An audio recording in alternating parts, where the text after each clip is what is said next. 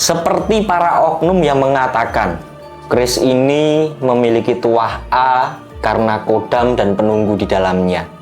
Jujur saja kami kurang setuju, karena keris harus dipahami dengan nalar yang waras. Kalau kata masku itu, memahami keris harus secara cerdas.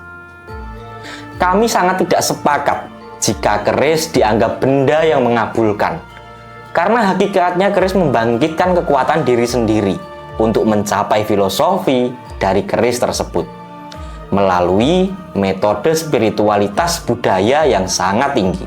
Sudah cukup keris dikemas dengan ketakutan yang membuat budaya keris menjadi tabu di mata masyarakat.